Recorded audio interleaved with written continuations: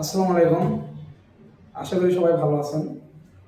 আমরা গত ক্লাসে বাস্তব সংখ্যা নিয়ে আলোচনা করছিলাম। আজকে আমরা বাস্তব সংখ্যার দ্বিতীয় পাঠে আছি। তো আমরা প্রথম পাঠে স্বাভাবিক সংখ্যা, পূর্ণ সংখ্যা এবং ভগ্নাংশ সংখ্যা থেকে সাধারণ ভগ্নাংশ নিয়ে আলোচনা করছি। আজকে আমরা দশমিক ভগ্নাংশ নিয়ে আলোচনা করব। তো আমরা গত ক্লাসে দেখছি যে যদি কোনো সংখ্যার মাঝে দশমিক চিহ্ন থাকে, যদি কোনো সংখ্যার মাঝে দশমিক চিহ্ন থাকে তখন তাকে বলা হয় দশমিক ভগ্নাংশ। দশমিক চিহ্ন থাকলে আমরা সেটাকে বলবো দশমিক ভগ্নাংশ। এই দশমিক ভগ্নাংশ আবার দুই প্রকার। একটা হচ্ছে সসীম আর একটা হচ্ছে অসীম। তো সসীম দশমিক ভগ্নাংশ কি জিনিস? আমরা যদি এইভাবে লিখি 2.3549 আবার লিখলাম 2.867849236। তো সসীম মানে হচ্ছে যার শেষ আছে, সসীম মানে হচ্ছে যার শেষ আছে এবং অসীম মানে হচ্ছে যার কোনো শেষ নেই।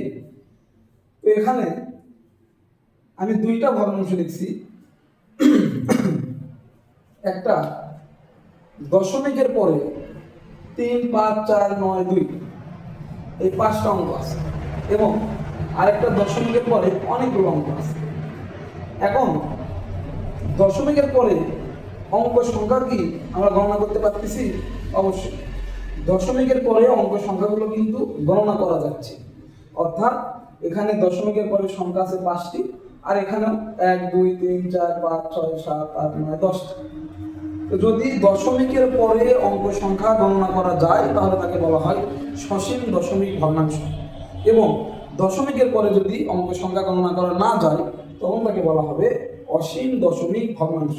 অর্থাৎ আমি যদি এখানে এইরকম করে একটা চিহ্ন লিখি যে এরপরে আরো অনেক সংখ্যা আছে, তো দশমিকের পরে কয়টা সংখ্যা আছে আমরা কি বলতে পারবো? এখন পারবো না।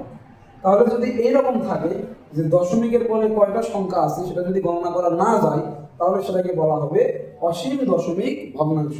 আর দশমিকের পরে কয়টা সংখ্যা আছে সেটা যদি গণনা করা যায় সেটাকে বলা হবে সসীম দশমিক ভগ্নাংশ।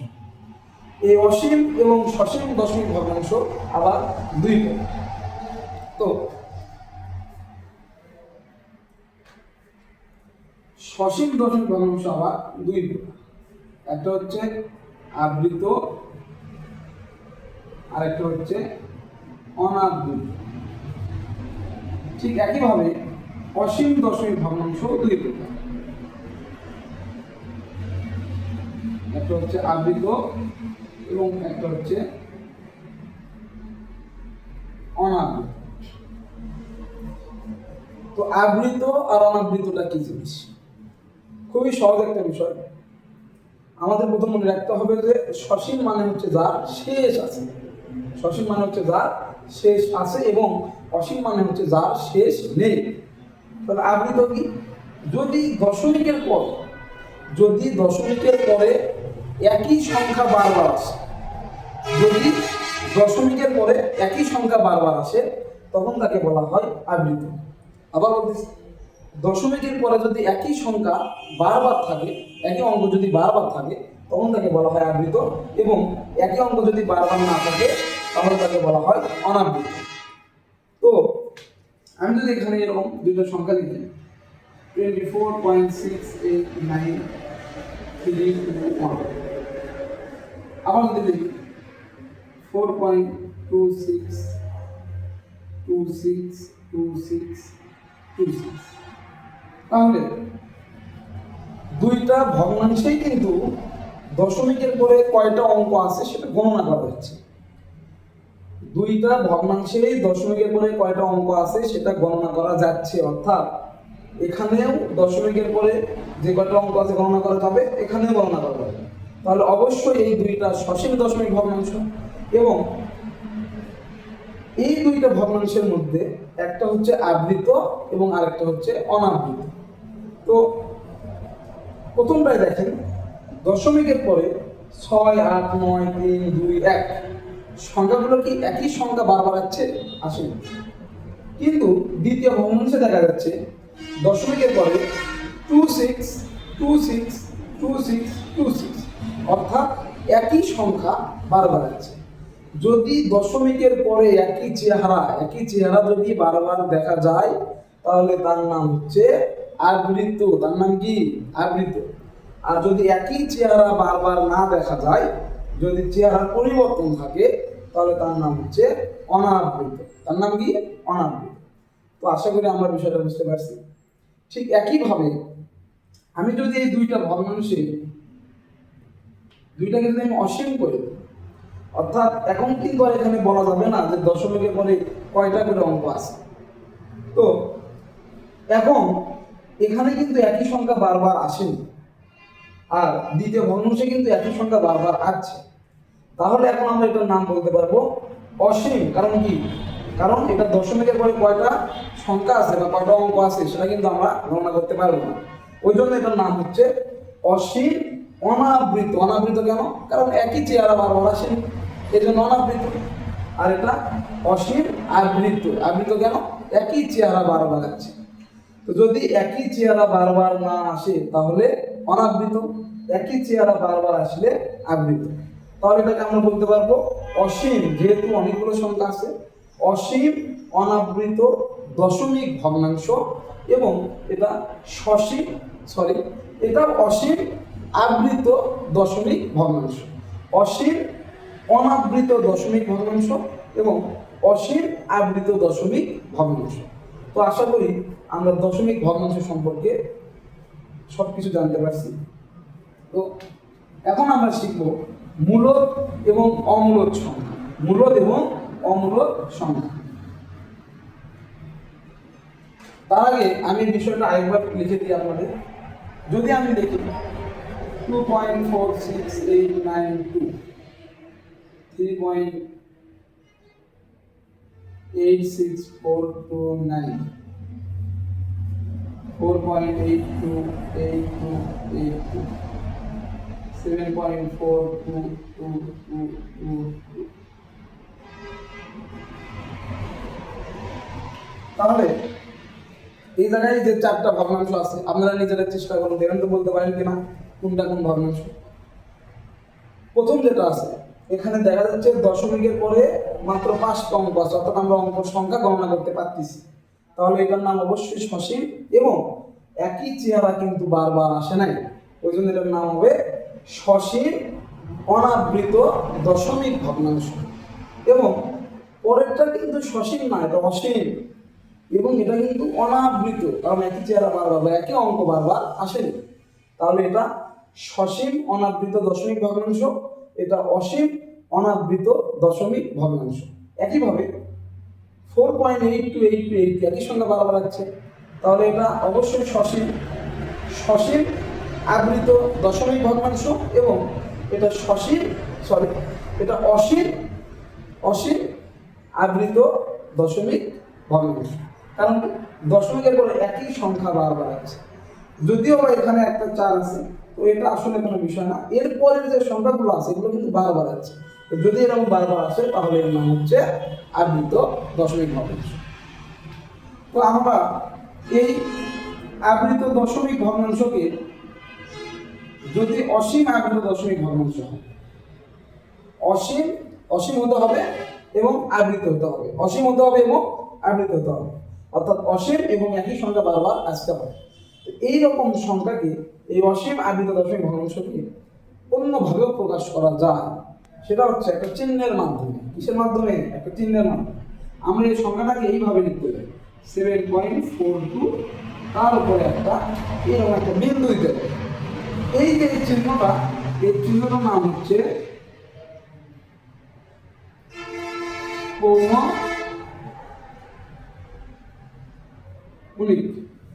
এই চিহ্নটার নাম হচ্ছে পৌনঃপুনিক। আমাদের মনে রাখতে হবে যে যদি কোনো সংখ্যার উপরে পৌনঃপুনিক চিহ্ন থাকে তাহলে বুঝে নিতে হবে যে দশমিকের পরে ওই সংখ্যাটা অনেকবার আছে, এতবার আছে যেটা আমরা গুণে শেষ করতে পারবো না। তো আশা করি বিষয়টা বুঝতে পারছি আমরা। তো এই জায়গায় আমি আরেকটা উদাহরণ দেখাচ্ছি। যদি আমরা এভাবে লিখি 6.284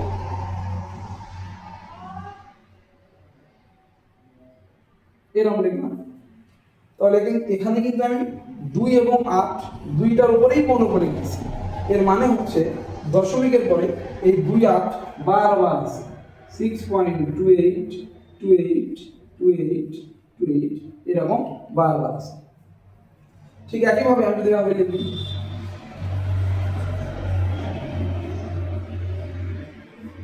তো এখানে দেখা যাচ্ছে আমি 2 এর উপর এবং 4 এর উপরে পৌনঃপুনিক দিছি, 6 এর উপরে দেই না এরকম মনে হচ্ছে। কিন্তু আসলে আমাদের মনে রাখতে হবে বিষয়টা যে যদি প্রথম এবং শেষ সংখ্যার উপর পৌনঃপুনিক থাকে তাহলে তার মাঝে যে সংখ্যাগুলো আছে তার উপরেও পৌনঃপুনিক ধরে নিতে হবে। অর্থাৎ এখানে কিন্তু এই 2 6 4 2 6 4 2 6 4 2 6 4 এই অঙ্কগুলো কিন্তু বারবার আছে। তো আশা করি আমরা এই বিষয়গুলো ভালোভাবে জানতে পেরেছি।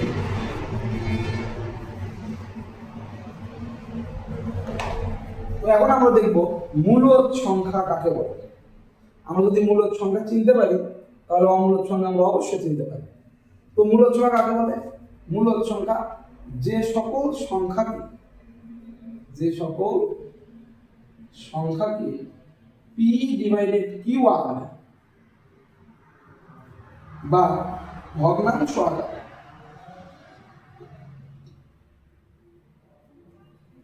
প্রকাশ করা যায়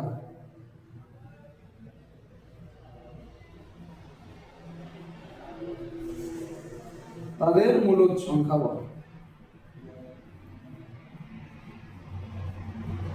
তাহলে আমি কি লিখছি? যে সকল সংখ্যাকে p divided q, p divided q মানে কি? উপরে লব নিচে হর, একটা ভগ্নাংশ, একটা সাধারণ ভগ্নাংশ। যে সকল সংখ্যাকে p ডিভাইডেড q আকারে অর্থাৎ ভগ্নাংশ আকারে, এই যে দেখছেন যে সকল সংখ্যাকে p ডিভাইডেড q আকারে বা ভগ্নাংশ আকারে প্রকাশ করা যায় তাদেরকে বলা হয় মূলদ সংখ্যা। তাহলে যে সকল সংখ্যাকে p ডিভাইডেড q আকারে বা ভগ্নাংশ আকারে প্রকাশ করা যায় তাদেরকে বলা হয় কি? মূলদ সংখ্যা। তো আমরা মূলদ সংখ্যা আমরা যদি উদাহরণ না দিই আসলে বুঝতে পারি না, আমাদের এখানে উদাহরণটা দিতে হবে। আমি যদি দেখি 2, এই 2 কি মূলদ? 2 কে কি ভগ্নাংশ আকারে প্রকাশ করা যায়? অবশ্যই যায়। কিভাবে যায়?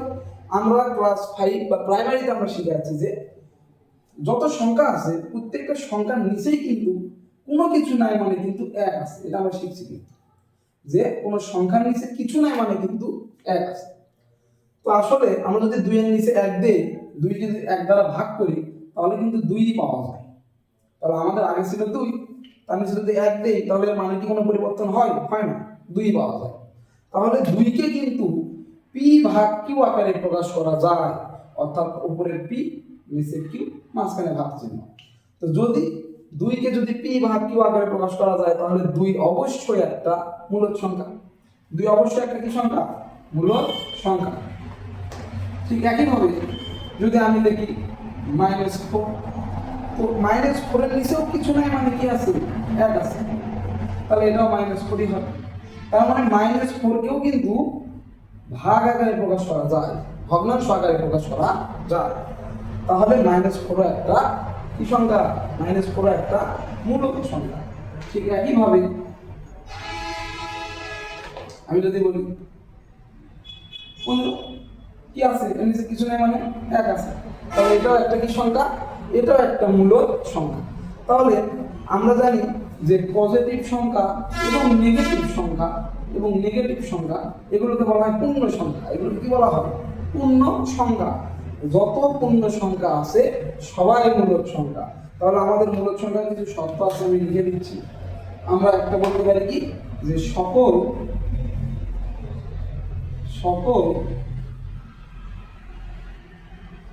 পূর্ণ সংখ্যা মূলদ সংখ্যা। সকল পূর্ণ সংখ্যা মূলদ সংখ্যা। যদি আমরা বলি 0 তো একটা পূর্ণ সংখ্যা, তো 0 কি মূলদ সংখ্যা? 0 নিচে কিছু নাই মানে কি আছে? 1 আছে। যদি 0 কে 1 দ্বারা ভাগ করা হয় 0 হয়, তাহলে অবশ্যই 0 একটা কি সংখ্যা?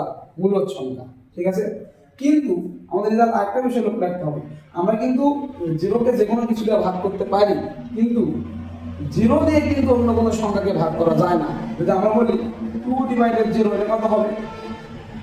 অনেকেই বলবে যে 2 হবে, অনেকেই বলবে 2 হবে, কিন্তু আসলে 2 হবে না, কারণ জিরো দিয়ে কোনো সংখ্যাকে ভাগ করা যায় না। আপনারা এটা ক্যালকুলেটর করে দেখবেন, যেটা ম্যাথ এরর আসবে, ম্যাথ এরর। আসলে জিরো দ্বারা কোনো সংখ্যাকে ভাগ করা যায় না। তো আশা করি বিষয়টা আমরা বুঝতে পারছি। তাহলে সকল পূর্ণ সংখ্যাই মূলদ সংখ্যা। সকল পূর্ণ সংখ্যা কি সংখ্যা? মূলদ সংখ্যা। তো আমরা যদি বলি যে পূর্ণ সংখ্যা তো মূলদ সংখ্যা, তাহলে দশমিক সংখ্যা মূলদ সংখ্যা হবে। আমরা যদি এখানে লিখি 2.46, এটা কি মূলদ না অমূলদ? তাহলে আমাদের দেখতে হবে এটা কি ভগ্নাংশ আকারে প্রকাশ করা যায় না যায় না। তা আমরা ক্লাস 5-এ আমরা সব কিছু শিখছি যে একটা সংখ্যা এরকম দশমিক ভগ্নাংশ যদি থাকে, তাহলে একে কিন্তু সাধারণ ভগ্নাংশে প্রকাশ করা যায়। কিভাবে প্রকাশ করা হয়? এইভাবে 246, এই দশমিক তুলে দেওয়ার জন্য আমাদের 1 লিখতে হয় এবং তারপরে যে কয়টা সংখ্যা থাকে সেই কয়টা শূন্য দিতে হয়। তাহলে এই জায়গাতে আমি যে সংখ্যাটা লিখলাম, এই সংখ্যাটা এবং এই সংখ্যাটা, এই দুইটা সংখ্যা কিন্তু আসলে একই সংখ্যা। তাহলে যেহেতু দুইটা সংখ্যা একই সংখ্যা, তাহলে আমরা অবশ্যই বলতে পারি যে 2.46 কেও ভগ্নাংশ আকারে প্রকাশ করা যায়। কিভাবে? ওই যে দশমিক তুলে দেব, দশমিকের জন্য 1 লিখব নিচে এবং তারপরে যে কয়টা সংখ্যা আছে সেই কয়টা শূন্য দেব। তাহলে এটাও কি সংখ্যা? এটাও কিন্তু মূলদ সংখ্যা। তাহলে আবার যদি আমি বলি, তাহলে অমূলদ সংখ্যা কোনগুলো? অমূলদ সংখ্যা কোনগুলো? যাদের ভাগ আকারে, যাদের পি ভাগ কিউ আকারে প্রকাশ করা যায় না, যাদের পি ভাগ কিউ আকারে প্রকাশ করা যায় না, তারাই হচ্ছে অমূলদ সংখ্যা, যাদের ভগ্নাংশ আকারে প্রকাশ করা যায় না। কি রকম? আমি যদি বলি 2.468932, এটা কি ভগ্নাংশ আকারে প্রকাশ করা যাবে? অবশ্যই প্রকাশ করা যাবে। কারণ কি? কারণ এই সংখ্যাটার নিচে আমরা একটা ভাগ চিহ্ন দিতে পারি এবং দশমিকটা তুলে দিতে পারি, তার জন্য 1 লিখতে পারি এবং যে কয়টা সংখ্যা আছে সেই কয়টা কি দিতে পারি? শূন্য দিতে পারি। তাহলেই কিন্তু এটা কি হচ্ছে? মূলদ সংখ্যা হয়ে যাচ্ছে, কারণ ভগ্নাংশ আকারে প্রকাশ করা যায়। তাহলে অমূলদ সংখ্যা কোনগুলো? এখন কিন্তু আমরা অমূলদ সংখ্যা জানি। আমি যেভাবে লিখি 2.46827, আমরা কি এটাকে ভগ্নাংশ আকারে প্রকাশ করতে পারবো? দেখি, চেষ্টা করে দেখি। আমরা লিখলাম 2 দশমিক তুলে দিলাম 46827 দিলাম ডট ডট, নিচে দশমিকের জন্য 1 লিখলাম। কিন্তু এখন আমরা কয়টা শূন্য দেব? দশমিকের পরে আমরা কয়টা শূন্য দেব? এখানে দশমিকের পরে কয়টা সংখ্যা আছে সেটাকে আমরা জানি? আমরা জানি না যে দশমিকের পরে কয়টা সংখ্যা এখানে আছে। যেহেতু আমরা জানি না দশমিকের পরে কয়টা সংখ্যা আছে, তাহলে কিন্তু এটা কয়টা শূন্য দেব সেটাও কিন্তু পাওয়া যাচ্ছে না। তো যেহেতু এটাকে ভগ্নাংশ আকারে প্রকাশ করা যাচ্ছে না, তার মানে এটা কি সংখ্যা? এটা অমূলদ সংখ্যা। তো আশা করি আমরা অমূলদ সংখ্যা বুঝছি। আমি আরেকটা উদাহরণ দিচ্ছি। আমাদের আরেকটা মূলদ সংখ্যা আছে যেটা আমাদের অনেকেরই মনে হবে যে এটা অমূলদ সংখ্যা। যেরকম আমি যদি লিখি 2.464646 দিলাম, আমাদের অনেকেরই মনে হতে পারে যে এটাকেও তো ভাগ আকারে প্রকাশ করা যাবে না, কারণ দশমিক আমরা তুলে দেব, কিন্তু দশমিকের পরে কয়টা সংখ্যা আছে সেটা তো আমরা জানি না, তাহলে তো এটা অমূলদ সংখ্যা হওয়ার কথা। কিন্তু না, মনে রাখতে হবে দশমিকের পরে যদি একই সংখ্যা বারবার আসে, দশমিকের পরে যদি একই সংখ্যা বারবার আসে, তাহলে সেটা মূলদ সংখ্যা হবে। সেটা কি সংখ্যা হবে? মূলদ সংখ্যা হবে। সেটা হোক সসীম বা অসীম, সেটা সসীম হোক বা অসীম হোক, দশমিকের পরে যদি একই সংখ্যা বারবার আসে, তাহলে সেটা অবশ্যই কি সংখ্যা হবে? মূলদ সংখ্যা হবে। তাহলে এটা মূলদ সংখ্যা। এবং এটাকে কিভাবে ভগ্নাংশ আকারে প্রকাশ করা যায় সেটা আমরা একটু পরে দেব। তো আমরা এখানে এখন লিখতে পারি যে সকল পূর্ণ সংখ্যা মূলদ সংখ্যা এবং সকল দশমিক আমরা সসীম লিখি, সকল সসীম দশমিক সংখ্যা মূলদ সংখ্যা। তাহলে সকল সসীম দশমিক, কারণ সসীম যদি হয় তাহলে আমরা অবশ্যই বলতে পারবো যে দশমিকের পরে কয়টা সংখ্যা আছে, আমরা সেই কয়টা কিন্তু শূন্য দিতে পারবো ভাগ দিয়ে। তাহলে সকল পূর্ণ সংখ্যায় মূলদ সংখ্যা, সকল সসীম দশমিক সংখ্যায় মূলদ সংখ্যা এবং সকল আবৃত দশমিক সংখ্যা মূলদ সংখ্যা। সকল আবৃত দশমিক সংখ্যা, এখন আবৃত লিখছি আমি কিন্তু সসীম অসীম লিখি নাই, কারণ আমরা জানি যে আবৃত যদি হয় সেটা সসীম হোক বা অসীম হোক, অর্থাৎ একই সংখ্যা যদি বারবার আসে তাহলে সেটা অবশ্যই মূলদ সংখ্যা হবে। ঠিক আছে, তো এখন আমরা দেখব যে একই সংখ্যা বারবার আসলে কিভাবে সেটাকে ভগ্নাংশ আকারে প্রকাশ করা যায়। আমি যদি এখানে লিখি 2.303030 ইত্যাদি, তাহলে এটা একটা অসীম, এটা একটা যদি সসীম হয় এরকম যদি থাকে তাহলে অবশ্যই তো মূলদ সংখ্যা হবে, কারণ দশমিক তুলে দিতে পারবো এবং ভাগ চিহ্ন দিয়ে দশমিকের জন্য 1 লিখতে পারবো এবং দশমিকের পরে কয়টা সংখ্যা আছে দেখাই যাচ্ছে সেটা 6টা, আমরা 6টা শূন্য দিতে পারবো, তাহলে কিন্তু এটা অবশ্যই মূলদ সংখ্যা হবে। যদি আমরা অসীম করে দিই তাহলেও এটা মূলদ হবে, কারণ একই সংখ্যা বারবার আসছে। তো কিভাবে হবে? তো এই সংখ্যাকে কিন্তু আমরা এইভাবে প্রকাশ করতে পারি 2.30 তার উপরে 15। এই যে 30 উপর 15 মানে এই 30 বারবার আছে, তো এটাকে আমরা কিভাবে ভগ্নাংশে প্রকাশ করবো? সাধারণ ভগ্নাংশে কি ভাগ কি আকারে কিভাবে প্রকাশ করবো? এটা প্রকাশ করার একটা সহজ একটা টেকনিক আছে, টেকনিকটা আমি বলে দিচ্ছি, খুবই মনোযোগ দিয়ে লিখবেন। এটাকে ভগ্নাংশ, যেহেতু পি ভাগ কিউ আকারে প্রকাশ করতে হবে তাহলে অবশ্যই আমাদের একটা ভাগ চিহ্ন দিতে হবে। আমরা সবার প্রথমে ভাগ চিহ্নটা দেব। ভাগ চিহ্ন দেওয়ার পরে আমরা এখানে যে সংখ্যাটা আছে এই দশমিক বাদ দিয়ে আমরা পুরো সংখ্যাটা লিখবো। এই দশমিকটা বাদ দিয়ে আমরা পুরো সংখ্যাটা এখানে লিখবো 230। মনে থাকবে কি? আগে আমরা কি করবো? ভাগ চিহ্ন দেবো, তারপরে দশমিক বাদ দিয়ে পুরো সংখ্যাটা আমাদের লিখতে হবে। এখন আমরা কি করবো? একটা বিয়োগ চিহ্ন দেবো। কি চিহ্ন দেবো? বিয়োগ। দেওয়ার পরে আমাদের দেখতে হবে পৌনঃপুনিক ছাড়া কয়টা সংখ্যা আছে। এখানে কিন্তু পৌনঃপুনিক ছাড়া একটা সংখ্যা আছে, সেটা হচ্ছে 2। আমাদের সেটা এখানে লিখতে হবে এবং আমাদের নিচেও তো কিছু সংখ্যা লিখতে হবে। আমরা নিচে কি করবো? আমরা দেখবো যে দশমিকের পরে কয়টা সংখ্যার উপরে পৌনঃপুনিক আছে। যে কয়টা সংখ্যার উপরে পৌনঃপুনিক থাকবে আমাদের সেই কয়টা 9 লিখতে হবে। লিখতে হবে 9। তাহলে এটা আসে 228/9। তাহলে এটা যদি আমরা ক্যালকুলেটরে ক্যালকুলেশন করি তাহলে এর মানটা কিন্তু ঠিক এটা মতো আসবে। এটা আপনারা একটু চেষ্টা করে দেখেন। তার মানে আমরা বুঝলাম যে সকল আবৃত দশমিক ভগ্নাংশই মূলদ সংখ্যা।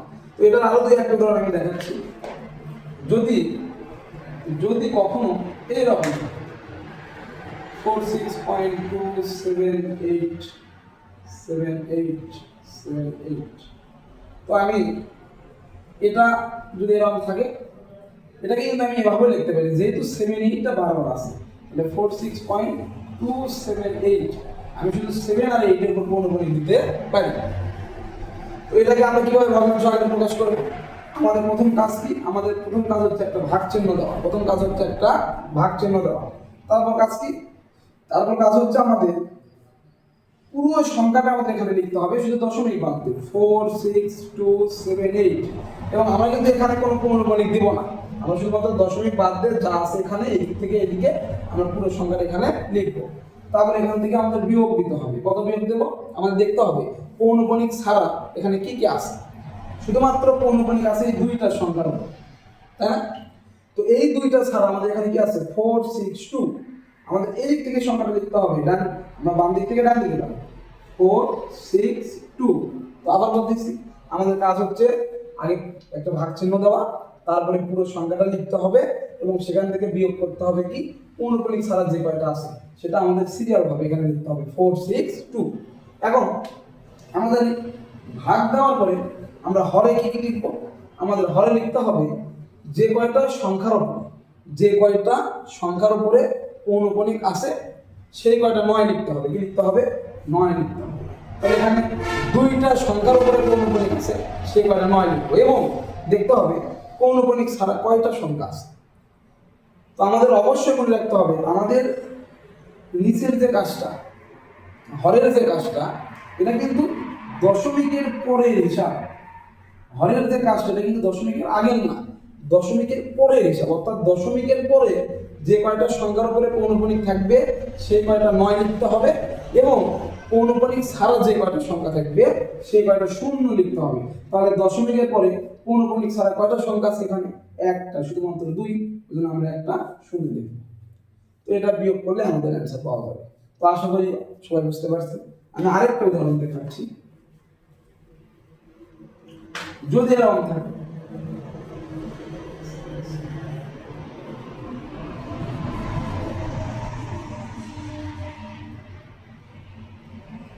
এরকম, তাহলে এটাকে কিন্তু আমরা এইভাবে লিখতে পারি, এতগুলো 5 না লিখে এই একটা 5 লিখে তারপর পৌনঃপুনিক দিতে পারি। তো আমরা এটাকে কিভাবে ভগ্নাংশ আকারে প্রকাশ করবো আপনারা একবার চেষ্টা করেন। তো আমাদের প্রথম কাজ হচ্ছে ভাগচিহ্ন দিতে হবে, তারপরে কাজ হচ্ছে পুরো সংখ্যাটা এখানে লিখতে হবে, তারপরে কাজ হচ্ছে বিয়োগ চিহ্ন দিতে হবে, এবং দেখতে হবে এখানে পৌনঃপুনিক ছাড়া কয়টা আছে। 2862 এটা লিখতে হবে, এবং ভাগের নিচে আমাদের এই ভগ্নাংশের নিচের অংশে অর্থাৎ হরের অংশে আমাদের কি করতে হবে, যে কয়টা সংখ্যার উপরে পৌনঃপুনিক আছে দশমিকের পরে, অবশ্যই দশমিকের পরে যে কয়টা সংখ্যার উপরে পৌনঃপুনিক আছে সেই কয়টা 9 লিখতে হবে, এবং দশমিকের পরে পৌনঃপুনিক ছাড়া কয়টা সংখ্যা আছে দশমিকের পরে 2টা, সেই কয়টা 0 দিতে হবে। তো আশা করি আমরা সবাই বুঝতে পারছি বিষয়টা। তো যদি কখনো এরকম থাকে 4.6825, এখানে কিন্তু 3টা সংখ্যার উপরে পৌনঃপুনিক আছে 825।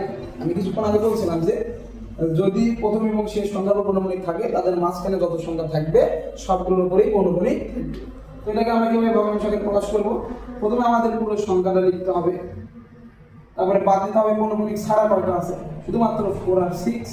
তারপরে দেখতে হবে পৌনঃপুনিক আছে কয়টার উপরে, 3টা, ওই জন্য আমরা 3টা 9 লিখবো, এবং দশমিকের পরে পৌনঃপুনিক ছাড়া সংখ্যা আছে শুধুমাত্র একটা, ওই জন্য একটা লিখবো 0। তো এই হলো আমাদের সাধারণ ভগ্নাংশ প্রকাশ হয়ে গেল, তাই না? তাহলে আমরা এখানে বলতে পারতেছি যে যদি অসীম কিন্তু আবৃত যদি হয়, একই সংখ্যা যদি বারবার আসে তাহলে সেটাও কিন্তু মূলদ সংখ্যা হবে। তাহলে অমূলদ সংখ্যা কোনগুলো?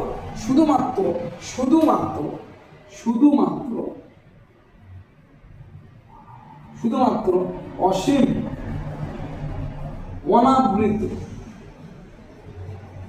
অনাবৃত সংখ্যায় অমূলদ সংখ্যা। শুধুমাত্র অসীম অনাবৃত সংখ্যায় অমূলদ সংখ্যা।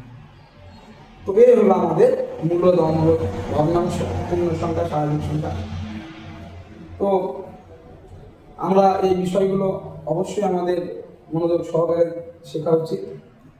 আশা করি সবাই কিছু না কিছু এখান থেকে শিখতে পারছেন। আমার ভিডিওগুলো যদি আপনারা পেতে চান অবশ্যই কিন্তু আমাকে সাবস্ক্রাইব করে পাশে থাকা লাগবে। তো স্টাডি উইথ ইউসিসি এর পক্ষ থেকে আপনাদের আবার স্বাগত জানাচ্ছি, সবার শুভকামনা চাচ্ছি, এবং অবশ্যই সাবস্ক্রাইব করে আমার পাশে থাকবেন, নতুন নতুন ভিডিও তৈরি করতে আমাকে উৎসাহিত করবেন। আসসালামু আলাইকুম।